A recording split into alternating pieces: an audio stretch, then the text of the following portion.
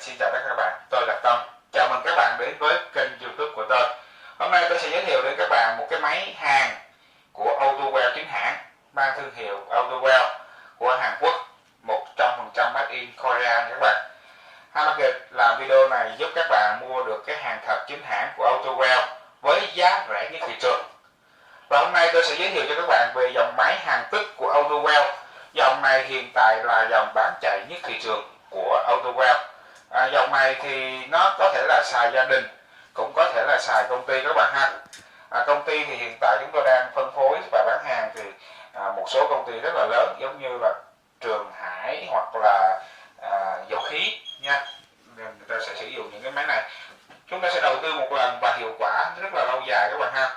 Chúng ta đầu tư cái máy Trung Quốc các bạn xài khoảng 2-3 tháng các bạn dùng. Còn cái này các bạn đầu tư một lần và các bạn sẽ xài hoài. Và điều thứ nhất, điều thứ hai là các bạn sẽ tiết kiệm được điện 30% lượng điện nha các bạn ha. Ít nhất là 30%. Đây là đang sử dụng công nghệ IGBT của công nghệ dẫn đầu của thế giới để tiết kiệm điện các bạn ha. Nếu mà trường hợp các bạn xài điện của gia đình của mình và các bạn xài những cái dòng máy Trung Quốc, bây giờ các bạn chuyển sang máy Hàn Quốc thì các bạn sẽ tiết kiệm được khoảng 30% tiền điện của các bạn hàng tháng các bạn đang phải chi trả. Thì bây giờ chúng ta sẽ khui bên trong thùng có cái gì nha các bạn ha. Điều đầu tiên là chúng ta sẽ thấy máy và chúng ta sẽ thấy một cái sách hướng dẫn sử dụng.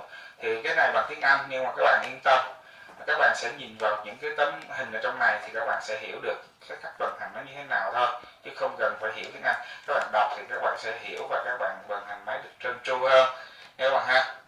Rồi, điều thứ hai của chúng ta ở trong thùng này là cái máy chính hãng của Autowell. Máy của Hàn Quốc cực kỳ nặng nha các bạn nha, chứ nó không như máy của Trung Quốc.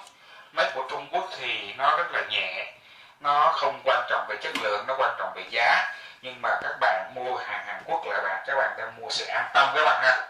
Rồi, bây giờ tôi sẽ cho các bạn nhìn thấy cái thùng của nó, thùng chính hãng của nó là như thế này ha. Đôi khi cái thùng nó cũng làm cho chúng ta có thể là cái vẻ của nó là nó hơi xấu, nhưng mà thật sự chất lượng của bên trong nó khác, made in Korea. Còn đồ Trung Quốc thì nó làm rất là đẹp các bạn nha, nó chú trọng về mẫu mã nhưng mà nó không chú trọng về chất lượng các bạn ha. Rồi bây giờ chúng ta sẽ coi bắt đầu là hai bên thì nó cũng chẳng có gì là hết. Trên đây thì nó sẽ có một cái về lưu ý về dòng điện 220 không phải là 380 nha các bạn nha. Đây là cái tem của Autowell và đây là những cái tem cảnh báo nha các bạn ha. Rồi phía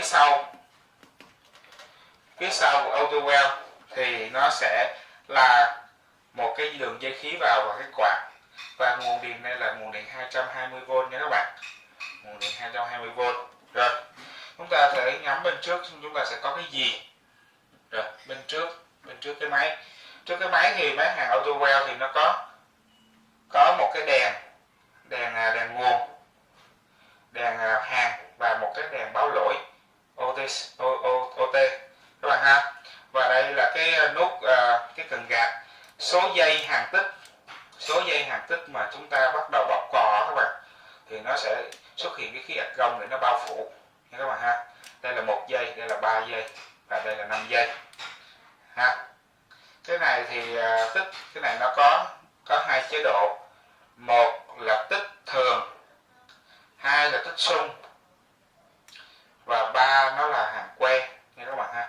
MMA là hàng quen đó các bạn. Đó, chúng ta sẽ chỉnh về cái chế độ của chúng ta cần xài. Và tiếp tục với chúng ta nữa là cái này là cái nút để chúng ta chỉnh dòng hàng. Đây là có đồng hồ nè, đây là nút chỉnh dòng hàng nha các bạn. Còn kế bên đó là cái nút nguồn để chúng ta on off máy nha các bạn ha. Và chúng tôi sẽ giới thiệu với các bạn nữa ở phía dưới, các bạn có thể tham quan ở dưới là đây là cái đường dây khí ra, đây là cái socket để truyền dây tín hiệu đầu vào cho máy bắt đầu xài, và đây là cái kẹp, đây là cái kẹp mát này, kẹp hàng nha các bạn ha. Đây là súng hàng tích, đây là cái kẹp mát cho chúng ta khi chúng ta sẽ sử dụng vật liệu. Và bây giờ tôi sẽ hướng dẫn cho các bạn cách vận hành và sử dụng máy này luôn nha các bạn ha, để các bạn có thể an tâm sử dụng. Rồi bây giờ chúng tôi sẽ thì phụ kiện đi kèm của máy thì nó không có, nhưng mà chúng ta ha. Mua thêm thì đây là chúng ta sẽ có một cái đồng hồ của Hàn Quốc nha các bạn. Đồng hồ của Hàn Quốc nhìn thì nó có vẻ là xấu xí. Đồ Hàn Quốc thì nó không có, với Nhật Bản thì nó không có chuyên về cái tính thẩm mỹ, nhưng mà nó chuyên về chất lượng nha các bạn. Và đây là cái dây kẹp mask nha các bạn ha. Đây là súng hàn tích. Đây chúng ta có thể tham quan, đây là bộ súng hàn tích nha các bạn. Đây. Rồi. Cái súng hàn tích này thì nó chưa có codex body, kim hàn, rồi sóc là cái đuôi chuột ở trên đó các bạn ha. Thì đơn giản thôi, chúng ta gắn cái này thôi. Rồi thì cái đuôi chuột này nè các bạn sẽ gắn vào cái đầu này ha. Rồi các bạn vặn vào thôi, đơn giản thôi. Đó, các bạn vặn nè. Còn cái socket này nè, cái socket tôi đang sử dụng là máy từ 300A trở lên thì sử dụng cái socket lớn này của Hàn Quốc. Nó khác với socket của Nhật, Trung Quốc, đó là cái socket rất là nhỏ nha các bạn ha. Đó, đây socket nó có đi kèm của 200FT là cái socket nhỏ này nha các bạn. Đó.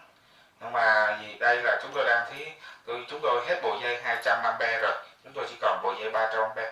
Đây các bạn gắn cái này vô đây thì chúng ta cũng tương tự, chúng ta lấy cái socket này chúng ta gắn vào ha, đơn giản thôi.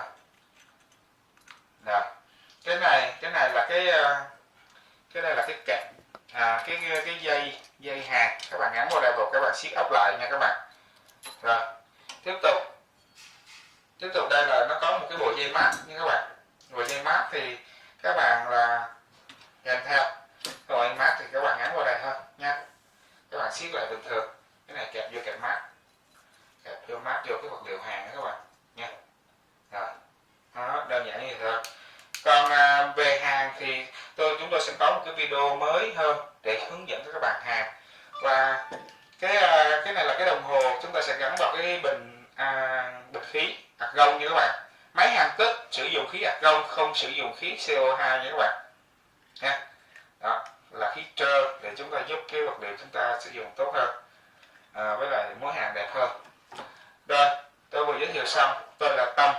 Các bạn có yêu thích tôi thì các bạn có thể nhấn subscribe hoặc là đăng ký kênh của tôi để nhận được những video chính hãng về hàng chính hãng mới nhất.